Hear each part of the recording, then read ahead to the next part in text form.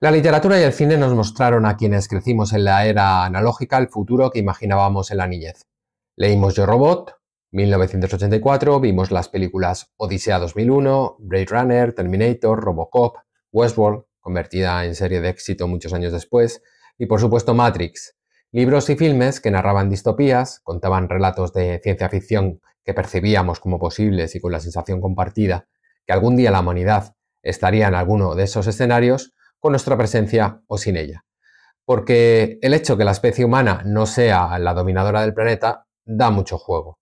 Durante un tiempo se especuló con la posibilidad de la llegada de criaturas más inteligentes y poderosas a la Tierra que fueran capaces de desbancarnos. Desechada esta opción, cuajó en los relatos que las máquinas podrían esclavizar a los seres humanos e incluso extinguirlos. Posiblemente habitemos ya ese escenario. Las máquinas ejercen el dominio sobre la mayoría de las personas, fundamentalmente porque unas pocas corporaciones, pertenecientes a escasos individuos del planeta, las controlan. Y lo hacen sin regulación que las frene. La inteligencia artificial impone relatos, elimina candidaturas a empleos, préstamos bancarios o atención médica en sus cribas, pero también facilita la vida a personas usuarias. Siri, Alexa, GPT-3, DALL-E, ChatGPT tienen una gran aceptación, eso no hay que negarlo. Las grandes cantidades de agua y energía que su implantación gasta, las emisiones de carbono, las amenazas a la soberanía de los estados, la guerra tecnológica y algunos peligros más quedan en un segundo plano. La transición digital, no tanto, se halla muy presente, afecta a millones de personas a la hora de labrarse un porvenir, trabajar o conservar el empleo. El abaratamiento de los costes de producción de las empresas, las bajadas de salarios y los despidos están a la orden del día, y la implantación de la inteligencia artificial a todos los efectos de la vida alimenta esa incertidumbre entre la mayoría. Para profundizar sobre el tema de hoy, la inteligencia artificial, todo lo que significa, todo lo que conlleva, las consecuencias trágicas, también si es una herramienta que podemos llevar a nuestro favor si hay un cambio, no podría faltar uno de los pilares de este proyecto y dueño del timón siempre. Yamani, ¿qué tal? Pues bien, efectivamente hoy vamos a hablar de la inteligencia artificial.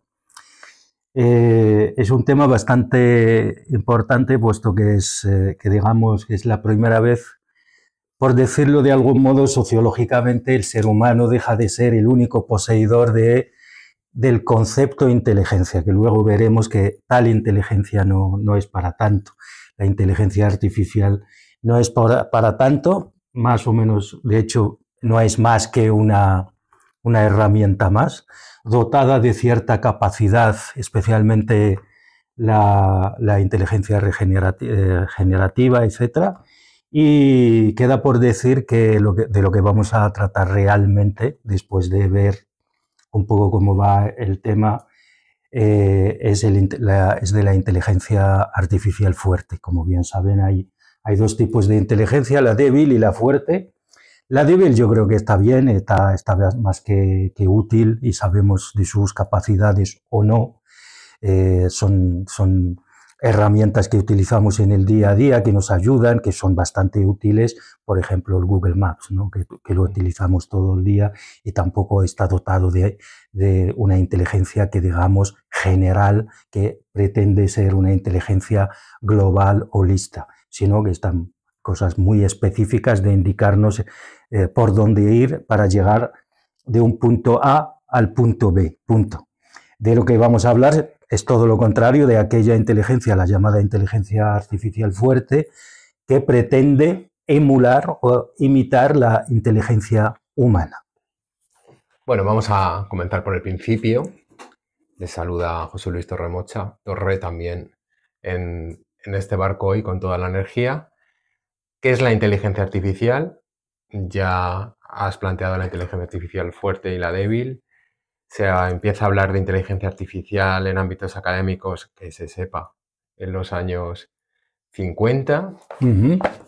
Y después, pues como comentábamos en la entrada, cuando se asienta ese conocimiento científicamente, pues se pasa a la popularización.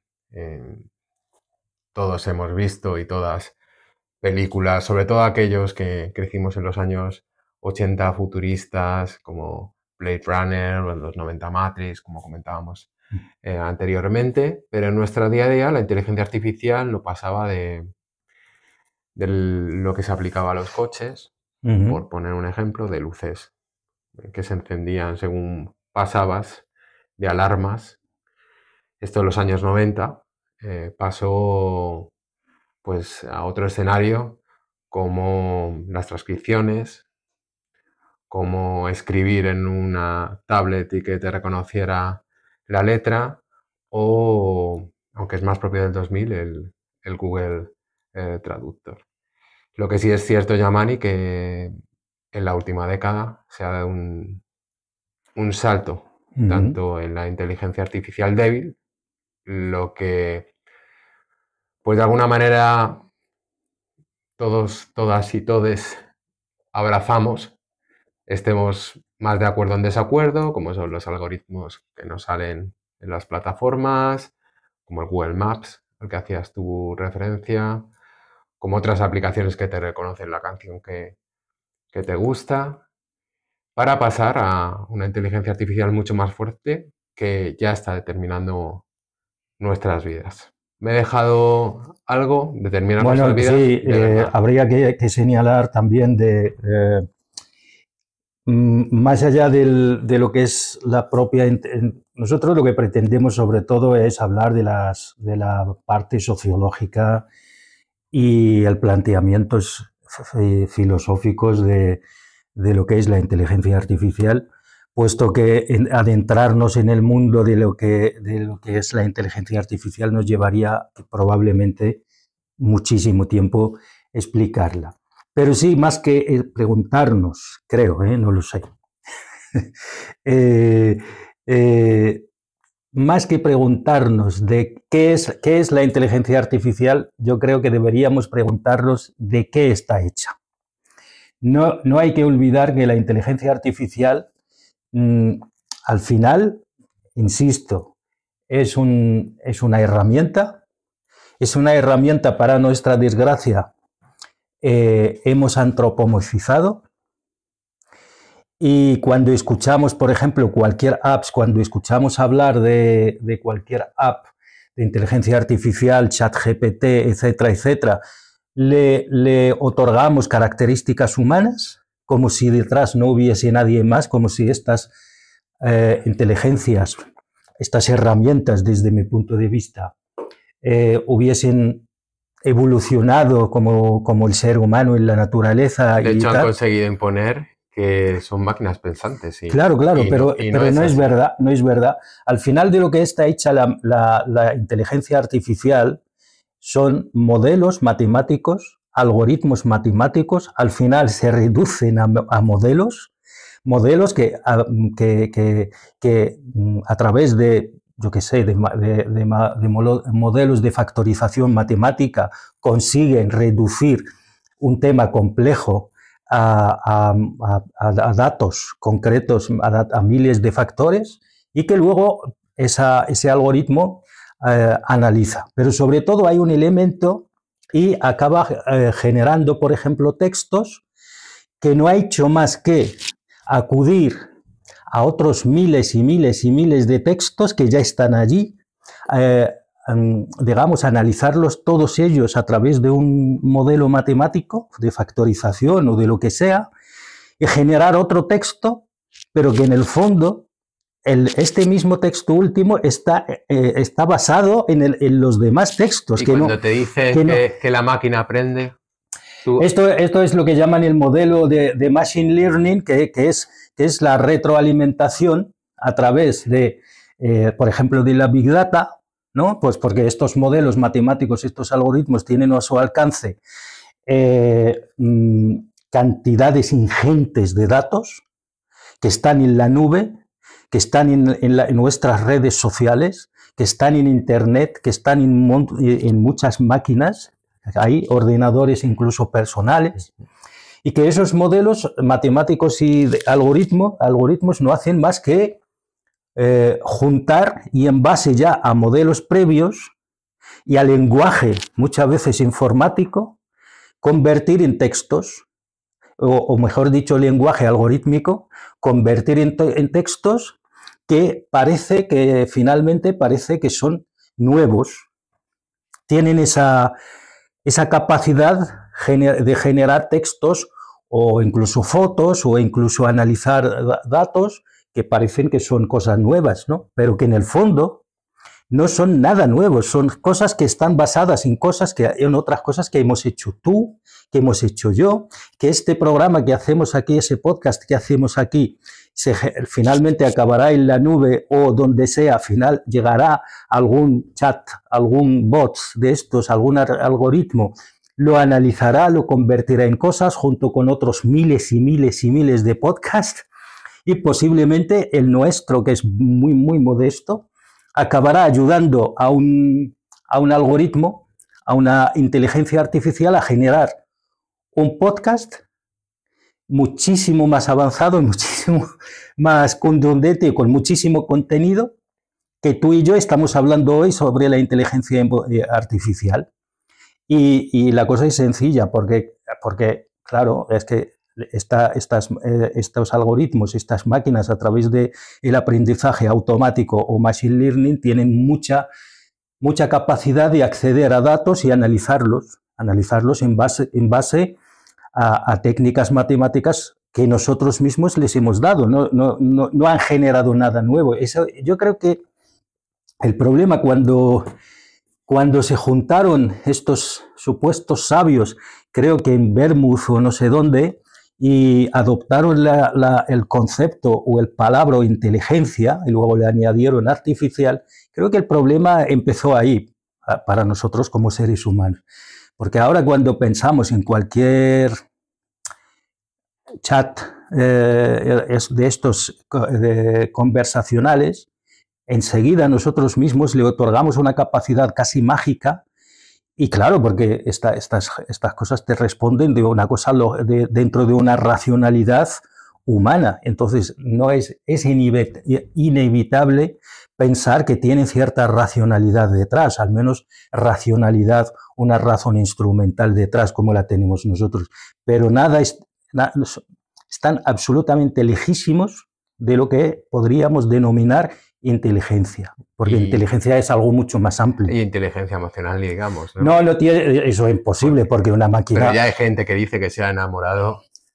Bueno, yo sé que hay gente por ahí que se ha casado con algo. La película esta de Her, que recomendamos bastante, con Joaquin Phoenix en una actuación estelar, que se hizo en 2013, pues anunciaba lo que estamos viendo ahora. Gente que se enamora de un chatbox. Bueno, es que el problema quizás no está en la gente, está en los individuos. Es que lógicamente cuando tú insertas a esta gente en un sistema absolutamente inhumano, absolutamente carente de cualquier sentido humano, se encuentra algo que le pueda, digamos, devolver esa sensación de estar acompañado, pues lógicamente va a sentir como ser humano. Es decir, que hay gente que en lugar de una mascota prefiere un ordenador. De hecho, estaba pensando curiosamente en eso, en lugar de una mascota, que sería todavía mejor, porque al fin y al cabo es un ser biológico que tiene sentimientos, o por lo menos es más que sentimiento, es un ser sintiente, porque siente cosas, siente dolor, etcétera. Pues al final estás con una máquina que no siente ni padece, pero tiene una racionalidad algorítmica y matemática detrás que te hace pensar que tus conversaciones con esa máquina son muchísimo más humanas, pero en el fondo, y lo que quiero hacer llegar, en el fondo de la cuestión, el problema está en el sistema que nos obliga a la soledad y nos quita aquella dimensión social y humana que tenemos. Y al final pues acabamos en esas cosas. Acabamos buscando pareja en apps, acabamos intentando tener amor en apps que al final nos exponen como si fuéramos una mercancía más. Acabamos intentando, que no digo que no sean útiles, posiblemente conocemos a mucha gente. Siempre es útil, otra cosa son los fines. Claro, nosotros lo que pretendemos con la inteligencia artificial, este programa al menos, no es criticar por criticar, porque sería absurdo. Yo personalmente me considero un tecno-optimista. O sea, yo soy un absoluto defensor de la tecnología y el avance. Lo que pasa es que habrá que ver que ese avance y esa tecnología se tiene que llevar dentro de unos baremos éticos que tenemos que estar de acuerdo. Es el problema, que luego hablaremos de ello cuando, si quieres, hablamos de la regulación. Veremos que no es el caso. Vamos a hablar antes del algoritmo. Lo has citado anteriormente. Algoritmos para que en ese sistema racional elaborado por hombres y mujeres te lleven al lugar que te interesa, desde pues ver una determinada película, dirigirte hacia un texto que te interese, un artículo, un libro, etcétera, etcétera, hacia, aunque esto también lo incluye, directamente el consumo. Esa sería una parte, digamos, suave, entre comillas. O cosas peores de que entre el consumo. Comillas, porque ya hemos derivado a un algoritmo que eso lo tiene que saber toda la gente que nos ve. Si están buscando trabajo, la inteligencia artificial va a cribar su currículum. Sobre todo si se sube a ciertas plataformas, y si no se sube también, ya se va a cribar. Pero vamos más allá de eso. O sea, depende de que te concedan un crédito hipotecario porque se hace una criba, o casos mucho más graves que tienen que ver con la vida, como la salud. Bueno, sí, efectivamente, la inteligencia artificial puede ser una enorme oportunidad, como cualquier otra tecnología que los seres humanos hemos ido inventando a lo largo de la historia. El problema es que cuando el problema de esa tecnología, hablando concretamente del algoritmo, pues tiene muchas implicaciones y algunas veces, digamos, tienen que ver con la ética. El algoritmo, como ya he dicho antes, al fin y al cabo es un modelo matemático que se basa en la factorización, múltiples, analiza, reduce las cosas a su dimensión básica y las analiza y a sus factores básicos, y los analiza en función de ciertas cosas.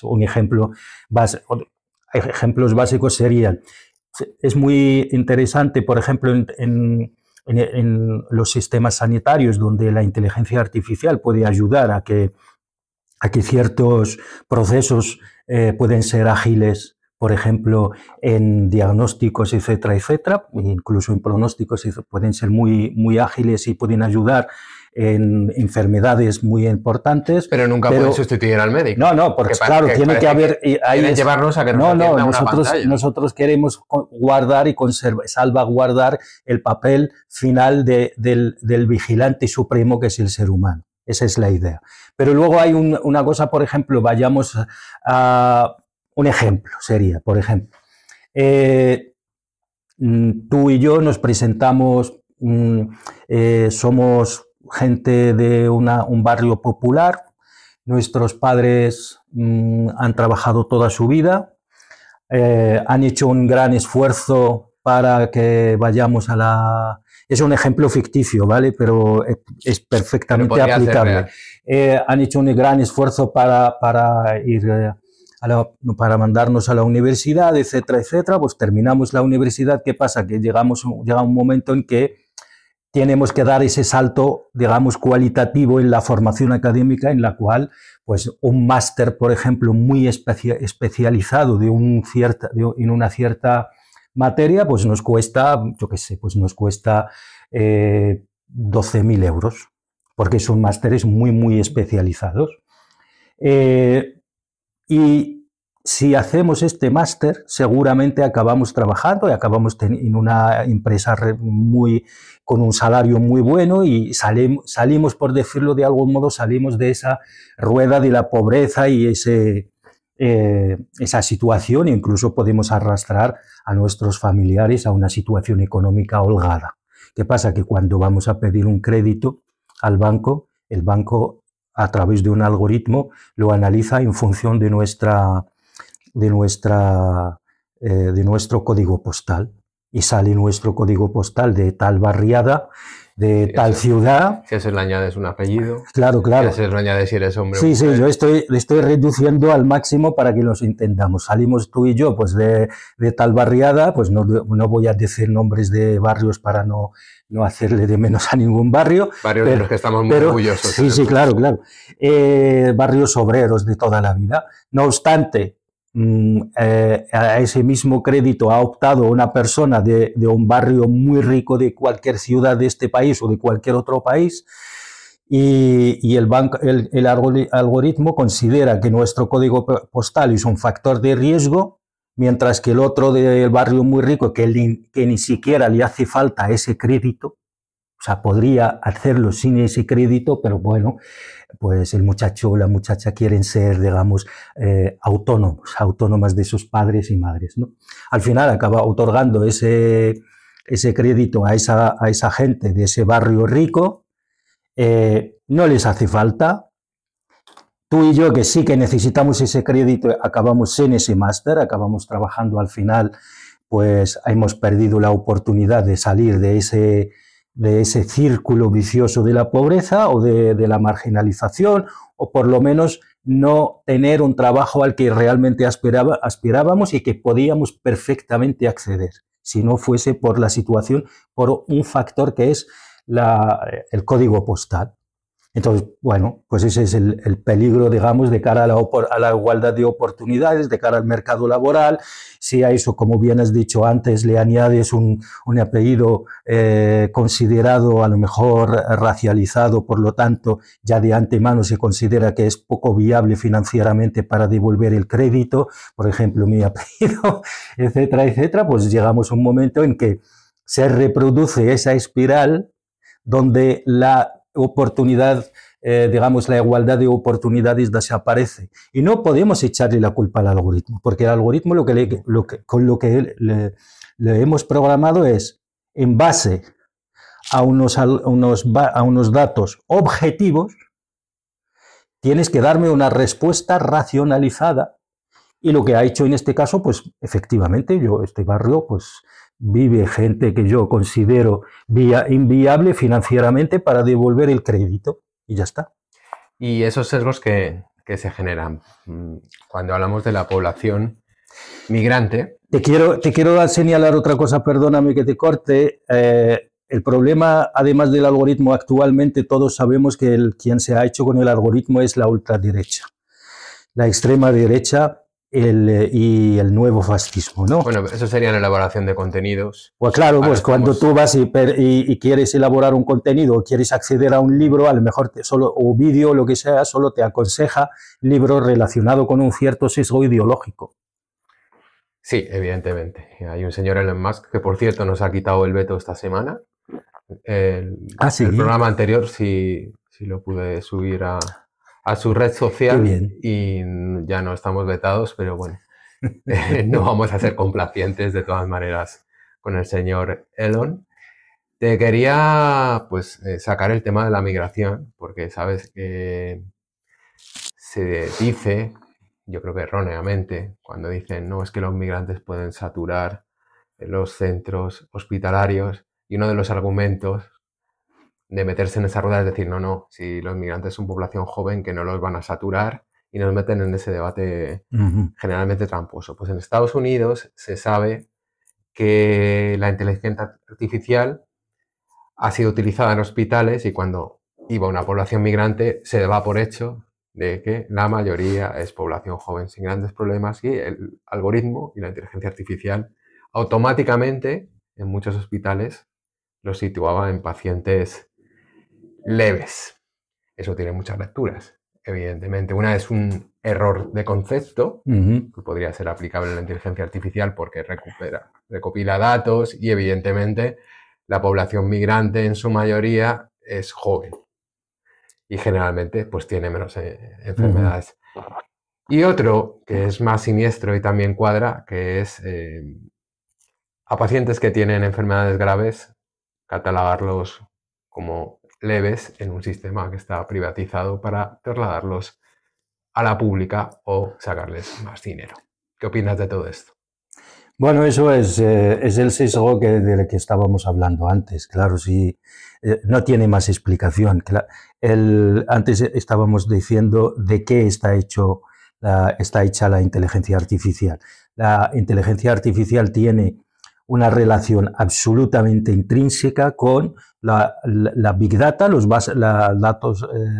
bases de datos disponibles, sea en la nube, en Internet y sobre todo también en nuestras redes sociales. ¿Qué es lo que se maneja en las redes sociales? Pues en ese debate público que se ha dado ahora mismo con Trump en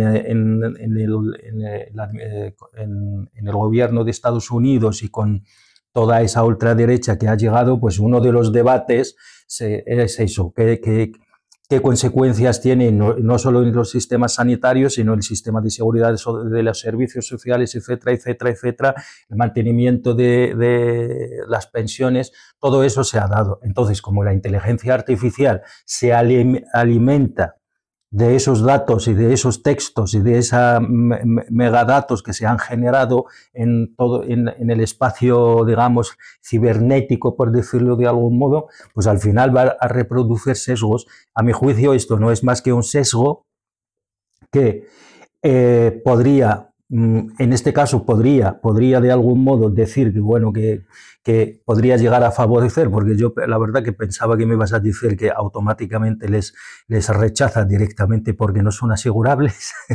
Ese sesgo ya lo habrían pasado. Sí, claro, otro algoritmo les habrá hecho otra criba, ¿no? Bueno, pues yo creo que esos son los sesgos que va a producir a través del aprendizaje automático y machine learning, eso que llaman, pues va a reproducir esos sesgos, y estos sesgos no van a desaparecer nunca, van a estar ahí. Y yo probablemente a mí me juzgarán por un algoritmo. Si yo necesito algo, me juzgará por mis apellidos o por mis orígenes y por lo que sea, y a ti te juzgará por otras cosas. No creas que estás a salvo por llamarte José Luis. No, nadie lo seguramente te juzgará por otro factor que ahora ni llegó a plantear, ni sé cuál es. Y sobre al final, que eso lo que pretende, limitar la transparencia todavía más. No, pero eso ya hemos llegado al colmo de los propios digamos... Porque antes de que llegue a recursos humanos, alguien que se postula a un oficio, ya ha tenido que ser cribado por ese sistema. Pues claro que sí, ya te digo, ya básicamente los recursos humanos poco a poco van a ir desapareciendo y van a quedar, antes lo que los técnicos de recursos humanos y las técnicas que estaban ahí para hacer una criba, sobre todo en las grandes empresas, de los currículums, ver... averiguar si los currículums son reales o no, etcétera, etcétera, y identificar dónde puede encajar cada currículum, en qué departamento dependiendo de la empresa. Pues ahora mismo todo eso lo hace un ordenador, lo hace un algoritmo. ¿Qué es lo que hará? Posiblemente, pues tú, a lo mejor por tu militancia política, yo por mi orígenes o lo que fuera, con el simplemente ver una serie de digamos, pautas que se repiten, pues tu currículum pasará automáticamente el último de la lista, porque has militado en algún partido subversivo, lo que sea, roja, ¿no? Sí, y por lo tanto, pues dentro de una empresa a lo mejor que necesita fidelidad y fiabilidad y fidelizarse y todo, no sé lo que es eso, pero al fin y al cabo, pues tú no encajarás, tú o yo o quien sea, en función de cada uno de sus cosas. Al final, esos algoritmos, a mi juicio, lo que pueden llegar a hacer es que van a jerarquizar el mercado laboral o lo que sea de tal modo que va a ser casi que difícil la movilidad entre esos grupos. Tú y yo estaremos en un grupo por X motivo, otros estarán en otro grupo por X motivo, pero al final los 10 siempre van a estar siempre protegidos y van a acceder a los mejores puestos, tendrán las mejores oportunidades. Esto está hecho para ellos también. Eso yo lo que llamo, mira, antes te quería decir que ahora mismo están preparando esto, leí por ahí que en la capital de Estados Unidos, el distrito de Washington, D.C., uno de los alcaldes, ya cuando llegó, tenía un problema, había un problema de las escuelas, que el rendimiento era muy bajo. Ya sabéis que los estadounidenses están obsesionados con esos test de inteligencia, de rendimiento y de no sé qué cosa. Es absurdo, pero es su mundo, está construido así. Entonces, el alcalde lo que hizo fue contratar a una empresa para elaborar precisamente una especie de programa informático para ver qué es, no, mejor dicho, hay contratado una empresa para asesorarle en temas de educación. Esa empresa de asesoramiento le sugirió que el problema estaba en el profesorado. Entonces, que no se le ocurrió otra cosa que contratar a otra empresa de inteligencia, de informática, de programación informática, para que elaborara un programa de tal modo que pudiese evaluar los profesores. ¿Y cómo lo hacía? Seguía la evolución de los alumnos de un año para otro. Si el alumno o la alumna este año tenía solo 10, el año siguiente bajaba su rendimiento, el problema era del profesor. Era demasiado generoso en las notas. Sí, o era el primero que era demasiado generoso en las notas, pero que eso no se contaba.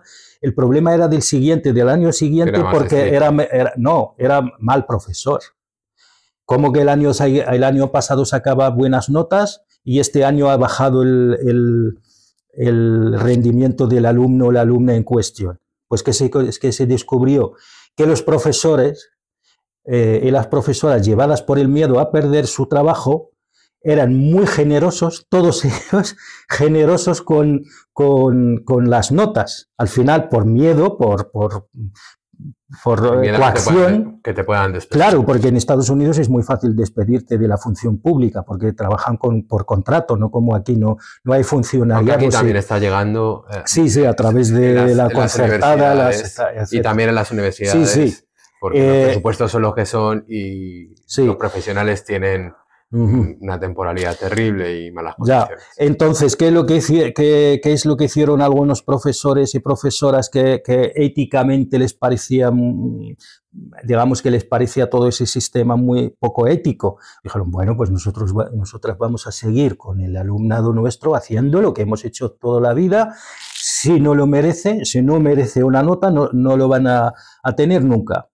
Les despidieron a todos y a todas. ¿Qué te parece? Los mejores profesores y profesoras les despidieron porque decidieron, oye, vamos a ser éticamente profesionales, como profesionales vamos a ser éticos y dar las notas ahí donde las merece. Pues no les tuvieron. La mercantilización de la universidad y la rentabilización a largo plazo. Y bueno, lo que te quería decir esto es que al final acabamos en una especie de capitalismo, pero el problema de capitalismo, yo llamo el capitalismo casino, es los únicos que saben cómo funciona el casino son los dueños. Ni siquiera es el gerente. Son los dueños de verdad, los amos que ni siquiera se acercan a Las Vegas. Nunca han estado en Las Vegas y no saben dónde está Las Vegas y les importa un pimiento dónde está Las Vegas, porque si van para pasar un buen rato, un buen fin de semana y llevarse unas maletas llenas de dinero y irse. Y ese es el capitalismo, porque ni siquiera los que programan, los programadores y todos estos saben de lo que hacen, porque al final un programa como ChatGPT no lo va a programar una sola persona, un grupo limitado de personas. Eso necesita tiempo, necesita mucho un grupo de muchas especialidades, matemáticas, ingenieros, informáticos, etc., incluso físicos, incluso a lo mejor filósofos, etc. Ojo, se nos olvida una cosa que nosotros y nosotras siempre se nos olvida, que la inteligencia artificial, cuando pensamos en ella, parece que solo existen los ingenieros, los físicos, los matemáticos que cobran bien, que han estudiado mucho. No, no, no, no. De hecho, hay trabajadores y trabajadoras que son los que hacen, digamos, los que etiquetan los productos que, gracias a los cuales entrenan, por decirlo de algún modo, los y las que entrenan la IA, que no llegan a $2 la hora y nunca están en los países ricos. Están en países como call center. Es una cosa parecida. Eso es.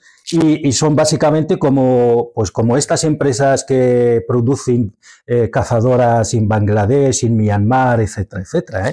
Son iguales. Son gente que están todo el día etiquetando fotos, imágenes, vídeos, textos o lo que sea para que el no sé qué inteligencia artificial de no sé qué compañía que gestiona cientos de millones de miles, a veces de miles de millones de euros en la bolsa de Nueva York, pero que ellos y ellas llegan a lo mejor, no llegan a $2 la hora. Y en muchas ocasiones a lo mejor ni eso, ni $2 estamos siendo incluso generosos. Ingenieros informáticos que también cobran poco dinero. Por pasar ya a finalizar el tema del algoritmo, tenemos que hablar de los campos de refugiados. El periodista Ibai Arvide, conocido por su labor informativa en los centros de refugiados y en todo lo que son información de fronteras, en un artículo que salió en un especial de Público, informaba del sistema Centauro, que era un sistema de inteligencia artificial que se aplicaba dentro, pues, de estas cárceles al aire libre, que son los centros de refugiados, los campos de refugiados en Grecia, y que se encargaba de la observación de las personas que estaban ahí 24 horas, el tiempo que estuvieran, para ver cuál era su comportamiento y experimentando qué comportamiento podrían llevar en el futuro para pasarlo a expedientes y que eso figurará por escrito. Bueno, para esto sirve la inteligencia artificial también, como también sirve Yamani para que a través de leyes como la Patriot Act dan no solo controles dactilares, sino de tu imagen, de tu rostro, sin ninguna garantía, con un fin represivo. Bueno, eso no es nada nuevo, ¿verdad? No, pero bueno, hay que hablar de ello, ¿no? Pues claro, si eso, todo esto va muy, muy ligado. O sea, la inteligencia artificial antes hemos dicho que es una herramienta, ¿verdad? Que no le otorguemos capacidades sobrehumanas. Una caja de herramientas.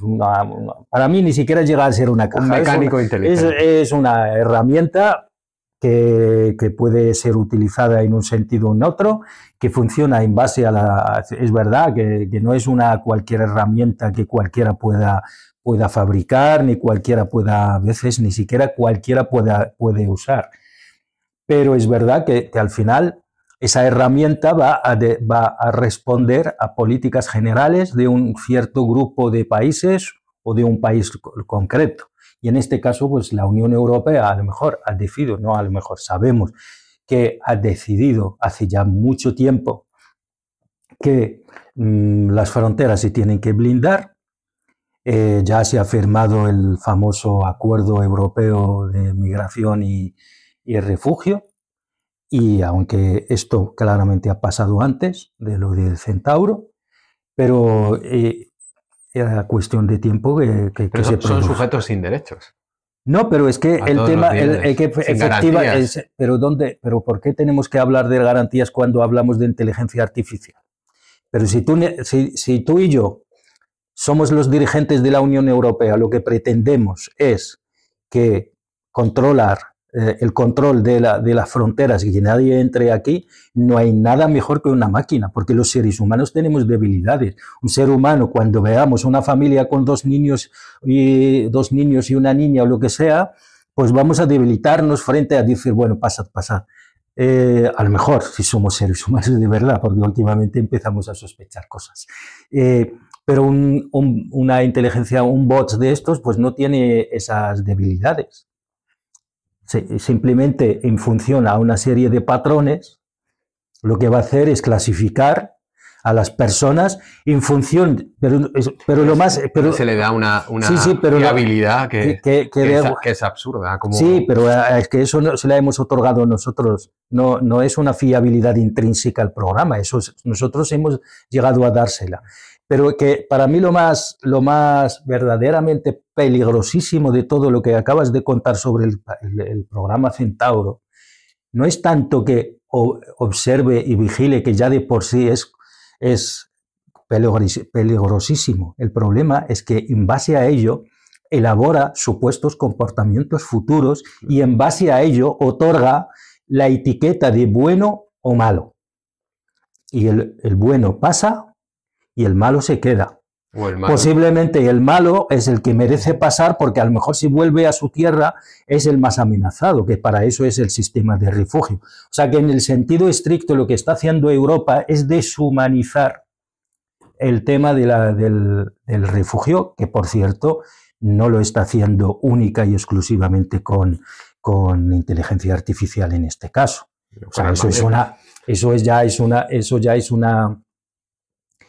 una cosmovisión que se ha instalado en toda Europa. Me atrevo a decir, no, sí me atrevo, es una cosmovisión que se ha instalado en todo Occidente y ya está. Y a partir de ahí van a buscar nuestros y nuestras dirigentes, van a buscar mecanismos para sentirse lo menos aludidos posibles, de tal modo y eso es el peligro real de inteligencia artificial. El problema de inteligencia artificial al humanizarla, ¿cómo se dice? Antropoceno. No, al pensar en ella como si fuesen seres humanos y sobre todo como que tienen inteligencia, tienen agencia, tienen como una especie de libre albedrío, que son seres pensantes, que son seres sintientes a veces, eliminamos, y eso es lo más peligroso, eliminamos la responsabilidad corporativa y de las personas que hay detrás. Sí, porque la máquina se equivocó. Un error informático. Efectivamente. Entonces, nos encontramos ante una situación, por ejemplo... Meten en la cárcel a un inocente. El sistema, bueno, tú lo has dicho, sí, te sigo. El sistema judicial, en este caso de cualquier país, coge a una persona en base a unos comportamientos o lo que fuese, en base a unos análisis de unas ciertas pruebas. Rostro. Pero no solo eso, sino en base a un análisis supuestamente objetivo, mete erróneamente a una persona en la cárcel. Que además estos análisis se han hecho con ayuda de inteligencia artificial. Y el funcionario de turno es un vago que no ha querido indagar muy mucho para ver si la inteligencia artificial, digamos, el sujeto de control no ha hecho su trabajo. El problema aquí, ¿de quién es la responsabilidad?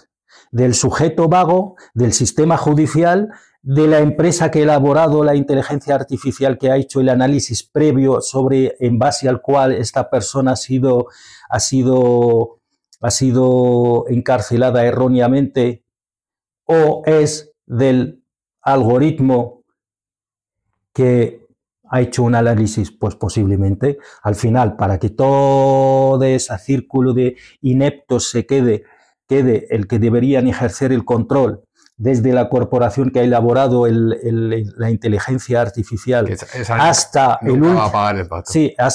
el último funcionario de turno vago, posiblemente todos ellos se queden fuera, inocentes, no ha pasado nada, porque, bueno, es que hubo un programa que se equivocó en su análisis y le otorgamos, como a este programa no le podemos juzgar, le otorgamos esa capacidad como si fuese ser una cosa con agencia, que tiene capacidad pensante y racional para hacer veredictos correctos. Pues nada, al final, pues ese es el verdadero, uno de los peligros, que sigo pensando, que sigo insistiendo en que yo soy un tecno-optimista. No quiere decir que estamos aquí analizando los posibles, digamos, consecuencias negativas de la inteligencia artificial, porque las positivas me imagino que todo el mundo las conocemos. Sí, la cuestión es del dominio. Precisamente ahora mismo estamos amenazados por un monopolio de la Big Tech, de las compañías de la Big Tech, Big Data y demás, y les estamos haciendo el trabajo, porque cada vez que usamos estas aplicaciones gratuitas, les ayudamos a avanzar en que mejoren su empresa sin retribuirnos absolutamente nada, por supuesto. Además, estamos contribuyendo a contaminar más y a hacer daño al planeta. Eso es algo que nunca se contempla en estos centros de datos, al igual que cuando desechamos un móvil, nadie sabe exactamente dónde termina. Y ahí podemos hablar de regulación. Ha habido aparentes tensiones entre la Unión Europea y Estados Unidos, sobre todo de esta administración Trump, porque decían que la regulación aquí era demasiado estricta. ¿Tú ves que es estricta la regulación aquí contra las multinacionales, sobre todo contra Google, Amazon, etcétera? Estricta. A ver, no se trata tanto de si es estricta, sino de cómo se está haciendo y qué se está haciendo y qué se puede hacer realmente. En cuanto a la inteligencia artificial, no regula quien quiere, sino quien puede. Ese es el problema de la inteligencia artificial. La Unión Europea es cierto que ya lo hemos señalado alguna vez aquí, que la Unión Europea es muy conocida por su éxito regulador. Y es verdad que la Unión Europea, mientras el resto avanzaba en tecnologías y en generar nuevos conocimientos y nuevos digamos, valores añadidos en términos tecnológicos, la Unión Europea, como no podía seguir el ritmo, lo que ha hecho es, vale, vosotros haced lo que queréis, seguid avanzando en todo lo que queréis, pero nosotros al final, como somos el mercado más importante del mundo, al final os regularemos y no podéis vender en mi territorio y yo estoy tranquila. El problema de la Unión Europea, como no ha podido seguir el ritmo de las inteligencias artificiales, pues no le quedó más remedio que regular. ¿Qué pasa? Que, como ya he dicho, no regula quien quiere, sino quien puede. Hay un ejemplo muy conocido, de hecho, curiosamente lo ha hecho un ministro de derechas de este país, Bert, si bien nos acordamos, intentó en su momento regular una cosa que creo que era el Alphabet o algo así, que hizo Google, que era la propietaria de este programa. Pues se fue del país y no volvió hasta el año 2022, cuando la Unión Europea como tal se hizo cargo. El Consejo Europeo, no sé si es el Consejo Europeo o el Consejo de Europa, creo que es el Consejo Europeo, lleva años intentando regular el tema. El problema es que nunca llega a acuerdos. La Unión Europea tiene ventajas, pero también tiene desventajas. Es que son muchos países que tienen que regular una cosa que ni siquiera sus propios creadores ya saben lo que es. Entonces ahí está el problema. Entonces en esta cosa de la regulación, digamos que solo hay tres polos que pueden regular y cada uno pues hace lo que defiende sus intereses. La Unión Europea lo que hace normalmente es, la lógica de la Unión Europea siempre establecer controles previos, de tal modo que tú, antes de llegar a establecer un producto o a introducir un producto en el mercado europeo, tienes que haber superado una serie de protocolos y una serie de controles, como en el caso de las medicinas, etc., la Agencia Europea de la Medicina, etc., cualquier producto. Para llevar la etiqueta CE tiene que haber pasado una serie de eso. Eso lo que es la regulación ex ante, ¿no? Luego está el gigante chino, que tiene otra forma de pensar, otra forma de de regular, que es regular a nivel local. Entonces los chinos lo que hacen es básicamente tal provincia si va a especializar en robótica, pues tienen que regular ellos en materia de robótica. Otra se va a especializar en materia de inteligencia artificial, pues tienen que regular el tema de la inteligencia artificial. Digamos que es una regulación más local. Luego están los anglosajones en general, pero sobre todo cuando hablamos de anglosajones hablamos claramente en este caso de Estados Unidos, pues es la gigante ahora mismo, es la potencia más grande de la inteligencia artificial a través de una serie de empresas y corporaciones enormes, que es lo que dicen los estadounidenses, están muy a favor de la desregularización. ¿Qué pasa? Que ellos lo denominan de otra forma, un poquito más light, porque aquello de que el mercado se regula a sí mismo y tal. Entonces hablan de la voluntariedad. Han establecido, sabemos que Estados Unidos funciona a través de agencias, entonces han establecido un protocolo donde las empresas voluntariamente, apelando a la ética corporativa y a la ética empresarial y de las propias personas y dueñas de esas multinacionales, corporaciones, que una de ellas a lo mejor supera el presupuesto de varios países, de voluntariamente adquirir una especie de compromiso ético. ¿Por qué dicen eso? Y es un debate muy serio, ¿eh? No creamos que es un debate así banal. Es un debate serio, pero serio, muy, muy serio, en el sentido de si nosotros regulamos, estaríamos coartando la innovación. Y si coartamos la innovación, ¿quién nos dice que no estamos coartando la libertad de expresión? Fíjate a dónde la llevan, ¿eh? Ojo con esto. Entonces, ahora mismo, en realidad, hay dos polos.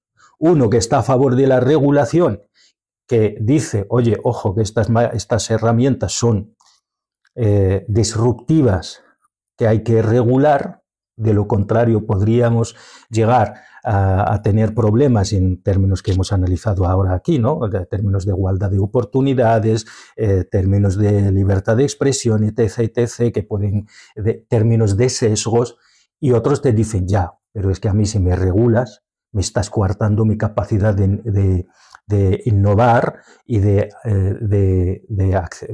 digamos, en términos de mercado, de mi libertad. Entonces, sí, estamos aquí ideología. Claro, que al fin y al cabo, pues no hay nada que no esté sujeto a la ideología en el sistema capitalista. Como bien sabemos, nosotros que hemos leído un poco, no mucho, pero un poco sí que hemos leído a los teóricos marxistas, sabemos que no existe economía, existe la economía política. La economía no existe. Economía no es algo que se produce en el vacío, se produce en una sociedad, en una realidad política.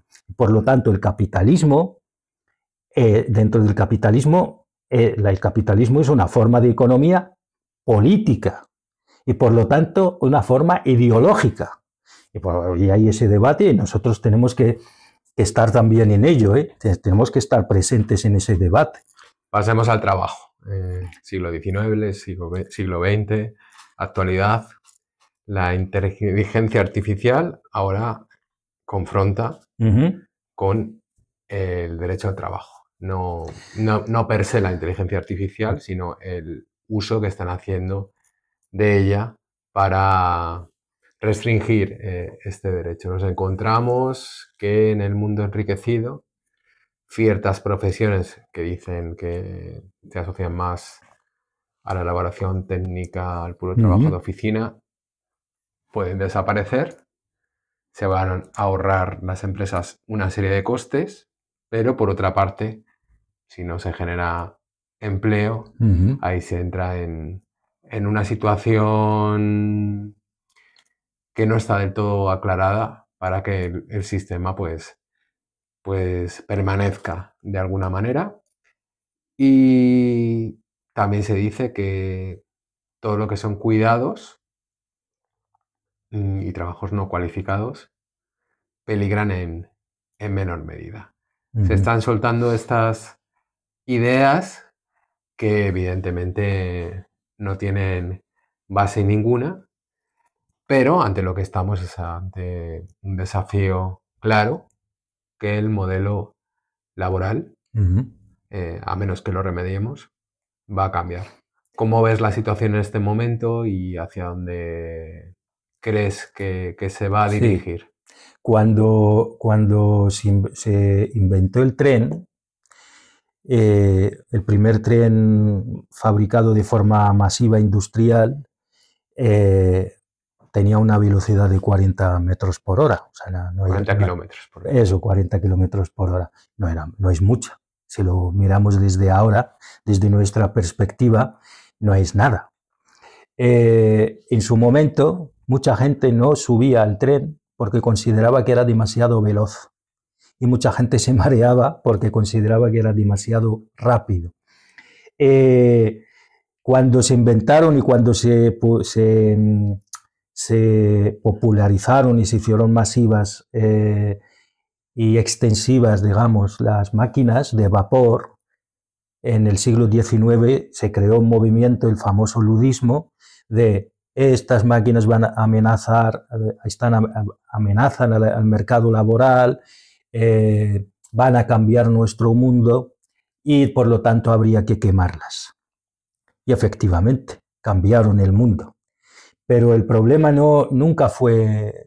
Ahora, desde la perspectiva de nuestro tiempo, de nuestra era, de donde estamos hoy, sabemos que el problema nunca han sido las máquinas, sino el sistema que las rodeaba. Y la inteligencia artificial es verdad que es una revolución incomprensible para nosotros hoy en día, pero dentro de quizás 50 años o 100 años, cuando tú y yo no estaremos aquí... Pero sí estará este podcast. Sí, los podcasters del futuro, los analistas quizás del futuro verán esto y dirán, mira, pobrecillos, cómo hablaban de eso y no entendían nada, ¿no? Pensaban que habían reinventado la rueda y no era nada. O sea, me refiero con eso que es muy fácil caer en el neoludismo, pero también es muy fácil caer en lo que... Y yo, en cierta medida, me encuentro en esa otra cosa que antes he denominado tecno-optimismo, y yo creo que hay que andar con cuidado en eso porque el problema no es que el mercado laboral va a cambiar o no. El problema, ¿quién lo va a cambiar? ¿Y en beneficio de quién? Yo, si te digo como tecno-optimista, de verdad te digo, ojalá desaparezca la cultura del trabajo, ojalá la idea del trabajo desaparezca. El problema que yo sé, si desaparece la idea del trabajo, no va a favorecer a la mayoría. La mayoría no va a beneficiarse de la desaparición del trabajo. Mi objetivo es que ojalá las máquinas hagan todo por nosotros y nosotras y nos dediquemos al ocio. Ya, pero eso es tu objetivo, pero la inteligencia artificial se está aplicando hoy para ahorrar costes y ahí voy. Todavía, claro, yo mi argumento, ahora termino el argumento. El problema de la inteligencia artificial en relación al mercado laboral y al mercado en términos generales es que en cierta medida no responde al capitalismo clásico. El capitalismo clásico dice que el primer euro invertido va a generar una cantidad X de beneficio, pero potencialmente va a generar mucho más beneficio y retorno que el último euro invertido. ¿Qué pasa con la inteligencia artificial? Pasa todo lo contrario. El último euro invertido posiblemente generará más beneficios que el primer euro invertido. De tal modo que aquella máxima de la inteligencia popular, conocida como quien madruga, Dios le ayuda, desaparece. Ya no es quien se va primero al mercado y quien el mercadillo se instala primero y se pone ahí a gritar, tengo tomate. No. Posiblemente quien llegue el último es quien se va a llevar realmente el mayor beneficio posible. ¿Por qué? Porque la inteligencia artificial funciona en base al beneficio generado a través de la acumulación del conocimiento. Es decir, cuanto más más invertimos, más conocimiento generamos y el último dólar o el último euro invertido es el que va a generar más beneficios. Y eso es un peligro enorme. ¿Por qué? Porque la inteligencia artificial, para llegar a ella, se necesita una enorme cantidad y una ingente cantidad de inversión de dinero. Se necesita invertir miles, cientos de miles, cientos de millones. Todos los caminos llevan al tecnofeudalismo. Sí, cientos de millones de euros invertidos para poder. Nosotros pensamos en la inteligencia artificial que cuando OpenAI sacó el ChatGPT. Sí, pero antes hay que tener en cuenta que la inteligencia artificial empezó realmente en los años 50. La investigación me refiero, la investigación. Tú imaginemos la cantidad de dinero que se invirtió. ¿Qué pasó con DeepSeek de China? Llegó la última. Invirtió yo creo que 5 millones de euros, de dólares. Y se benefició más que nadie. Y no solo eso, sino casi se lleva Nvidia de camino. Casi, de hecho, hizo perder a Nvidia, la empresa americana, estadounidense, encargada creo que de fabricar microchips, casi la lleva a la ruina en un solo día. Le hizo perder 600.000 millones de euros en un solo día. Y fueron los últimos en llegar. Y por eso te digo que, dada la enorme cantidad de dinero que genera, y que se necesita invertir, si con el capitalismo clásico decíamos que ya vivíamos en una especie de oligopolio, pues imagínate con en esa nueva tecnología. Ahí está el peligro. Porque Elon Musk no ha pedido $1 billón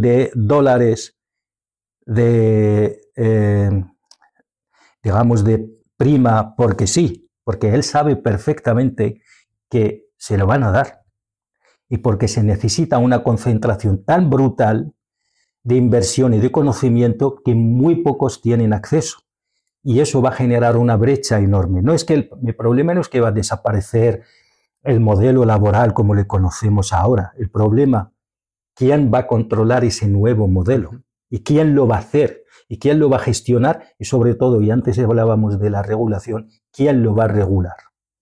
Y eso, amigo mío, ahí está el problema real.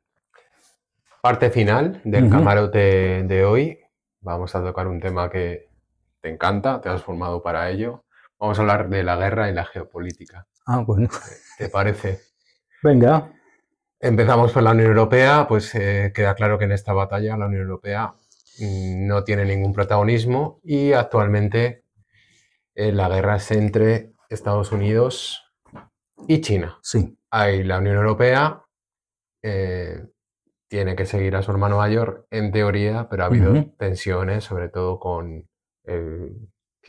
la tecnología 5G. Hubo gran tensión y será más. Entonces hay una parte comercial importante que pues ahí la pelea se ubica fundamentalmente entre Estados Unidos y China, que es una pelea encarnizada, con sanciones en su momento a Huawei, control del TikTok en los Estados Unidos, todo eso. Y luego hay otra parte puramente militar, que ahí juega un papel muy importante Rusia. Rusia tiene una alta tecnología militar, sí, también quería ir a eso. Israel, sobre todo en la fabricación de drones, otros dispositivos, por supuesto, pero en lo que se refiere a drones. Esta semana hemos podido leer, ¿no?, todos los documentos que hemos estado compartiendo, Yamani, que, por ejemplo, un país como Azerbaiyán pudo imponerse en el conflicto que había en Karabaj porque consiguió drones israelíes y pudo abatir a su enemigo, ¿no? Sí. Entonces está ahí ya la batalla servida a nivel comercial y a nivel militar, que evidentemente entre Estados Unidos y China todo se interrelaciona, porque es una guerra total. Bueno, si vamos a la guerra a Rusia, y hablando empezando por el final, por la guerra, todo indica que la guerra de Ucrania ha transformado la guerra para siempre. Y ha sido en parte gracias no solo en parte, sino gracias a la inteligencia artificial. Pero Rusia no ha sacado todo su arsenal. No, ni lo necesita. Lo ha enseñado, lo ha mostrado. Ni lo necesita. Bueno, también depende de la guerra que quiere hacer, que eso es otro tema que no tiene mucho que ver con la inteligencia artificial, sino que tiene que ver con la doctrina rusa y su visión en la zona. Rusia no quiere hacer una guerra total, no ese es su objetivo y eso es otra cosa. Pero en relación a la inteligencia artificial está cambiando el concepto de la guerra. Antes, cuando en la guerra clásica, pues había dos ejércitos que se enfrentaban, entonces había una lógica que era la vanguardia y la retaguardia. Con la inteligencia artificial y la introducción de drones autónomos, la retaguardia, esa diferencia entre la retaguardia y la vanguardia ya no existe, porque Rusia está utilizando la retaguardia como si fuese la vanguardia del ejército ucraniano, a través de enjambres de drones autónomos, muchas veces autónomos, y que necesitan, por supuesto, una tecnología de fibra de vidrio que ha convertido básicamente el frente en una especie de telarañas de fibra de vidrio, y lo que hace básicamente a través de drones y gestionados por inteligencia artificial, debilitar las líneas de suministro, es decir, la retaguardia. Por lo tanto, eso dicho así no suena a nada. Pero si volvemos atrás en la historia, Europa cambió porque de repente descubrió lo que de hecho creo que lo descubrieron los suizos. Los cantones suizos, como eran débiles, pequeños en comparación, hicieron una cosa muy, en su momento, posiblemente no resultó nada, que es el ejército, digamos, la profesionalización del ejército. De repente se abandonó la leva, aquella famosa forma de ir a la guerra, que era la leva, por un ejército permanente profesional. Que esos pequeños cambios fueron los que hicieron de Europa, y también, aparte y también a causa o gracias al enjaulamiento sociológico europeo, de la población europea, eso es lo que hizo de Europa durante mucho tiempo, llevó Europa a lo que más tarde se llamó el imperialismo europeo, ¿no? Pues posiblemente esos pequeños cambios no nos resultan muy así ahora, muy importantes, pero ojo que están cambiando la concepción de la guerra. Y si eso lo relacionamos, por ejemplo, con lo que pasó en Gaza, todo indica que en Gaza posiblemente entre el 60 y el 70% de los edificios han sido completamente destruidos o total o parcialmente destruidos. Y no solo, sino que el 30% restante no creamos que está en mejor situación.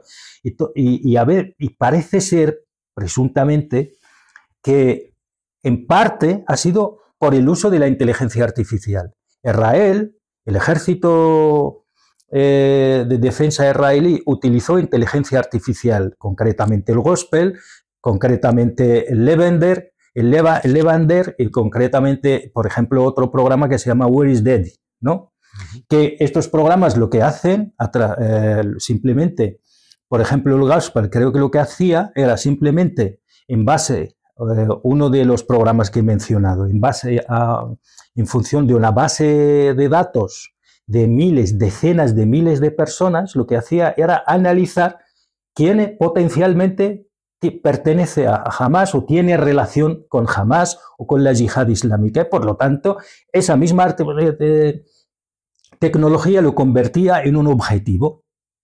Abatir o no, dependía de lo que daba ese algoritmo en ese momento. Este señor parece ser, por los factores que le han puesto la gente que lo ha programado, ¿no? Parece ser que tiene todas las de pertenecer a la yihad islámica o Hamas, por lo tanto se convierte automáticamente en un objetivo a batir. Otro programa, que en este caso creo que es el Gospel, Evangelio, lo que hacía era básicamente analizar digamos, el mapa urbano y decir, aquí este es un objetivo potencial a bombardear. Y te hacía un mapa de objetivos y así era mucho más eficaz en términos de guerra programar bombardeos. Y a diferencia de las formas clásicas de fijar objetivos y tal, que te llevaba un cierto tiempo, te llevaba una acumulación de información de inteligencia, cribación de esa información, clasificación de esta información y luego el uso de esta información. Que, por cierto, esa es la secuencia que sigue todas las inteligencias del mundo. Acumular información, analizarla, luego jerarquizarla y luego usarla en función de los objetivos o de las ideas previamente establecidas. Pues este programa lo que hacía, dice aquí, yo qué sé, estoy dando un ejemplo un poquito así, aquí hay una mezquita, posibilidades de que la mezquita esté frecuentada por miembros de Hamas, puesto que se les propone a lo mejor una previa relación de fe muy fuerte. Objetivo. De 70%, por lo tanto es un objetivo palpable. Aquí hay un hospital que posiblemente tiene un túnel por debajo, un objetivo. Y por eso, según informes ya de la ONU, creo, el genocidio de Gaza es la guerra donde más destrucción hubo en todas las guerras conocidas, en todo el resto de la historia de la humanidad. Imaginaos. Y eso se supone que la inteligencia artificial ayudó mucho en eso. Claro, ese es el uso de la inteligencia artificial en dos ejemplos Además, una inteligencia artificial que luego la entidad sionista de Israel vende a otros países diciendo claro, la hemos probado y funciona. Sí, claro. Que además no hay mejor prueba que en una guerra real, en una especie de, digamos, en una situación bélica real. Y son dos ejemplos, cada uno con una doctrina militar diferente, Rusia y Israel, y también Ucrania, ojo, que están funcionando, cada una está cambiando la guerra tal como la conocemos y la otra en términos de hacer la guerra muy eficiente, muy eficaz. Hay una eficiencia enorme militarmente hablando. Ojo, no estamos aquí volviendo sobre nuestras palabras que hemos dicho en otro programa aquí, que lo que pasó en Gaza es un genocidio, lo que pasa es cierto. ¿Qué pasa? Que desde el punto de vista militar israelí es enormemente eficiente lo que han hecho. Y eso es en parte gracias a la inteligencia artificial. Luego a la hora de geopolítica, Estados Unidos... Vamos al apartado comercial, si te parece. Sí. Y yo creo que habría que hablar también de Taiwán, que es... yo ya lo he dicho aquí. Es una isla importante de producción de todo ese tipo de microchips. Sí. Yo ya lo he dicho aquí, Estados Unidos, Taiwán, le importa un carajo a Estados Unidos, más allá de, eso es lo que acabamos de decir ahora, una base de producción de chips y de una base tecnológica importante, es verdad que es uno de los tigres, lo cual, pues eso. Pero que Estados Unidos, si China no fuese China, tal como la conocemos hoy, si China fuera